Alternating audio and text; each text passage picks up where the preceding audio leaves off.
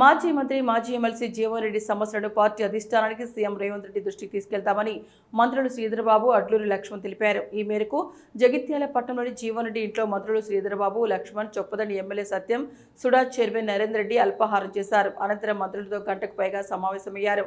పార్టీలో గౌరవం దక్కడం లేదని ఈ సందర్భంగా మంత్రుల ముందు జీవన్ రెడ్డి ఆవేదన వ్యక్తం చేసినట్టు తెలుస్తోంది. అనంతరం మంత్రులు మాట్లాడుతూ జీవన్ రెడ్డి 4 దశాబ్దాలుగా పార్టీలో ఉన్నారని, వారితో అనేక విషయాలు చర్చించినట్టు తెలిపారు. పాత్రికేయ మిత్రులందరికీ నమస్కారం.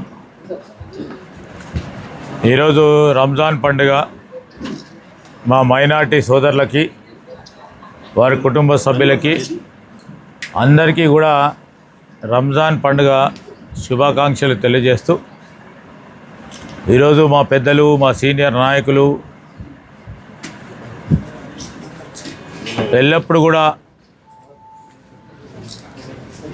పార్టీ పరంగా ఇక్కడున్న మేమందరి పక్షాలతో పాటు కాంగ్రెస్ పార్టీ కార్యకర్తలకు అండగా నిలబడ్డ మా జీవన్ రెడ్డి గారికి కలవటానికి వచ్చినాం.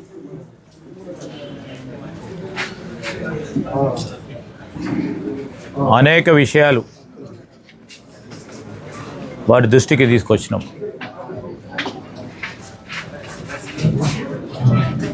జీవన్ రెడ్డి గారి గురించి ఈ తెలంగాణ రాష్ట్రంలోనే కాదు, ఉమ్మడి ఆంధ్రప్రదేశ్ రాష్ట్రంలోనే తెలియని వాడు ఎవరు ఉండరు. ఒక పద్ధతి గల నాయకుడిగా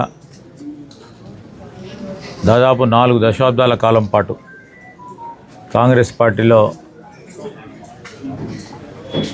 ప్రతి సందర్భంలో ప్రభుత్వంలో ఉండి సంక్షేమాన్ని,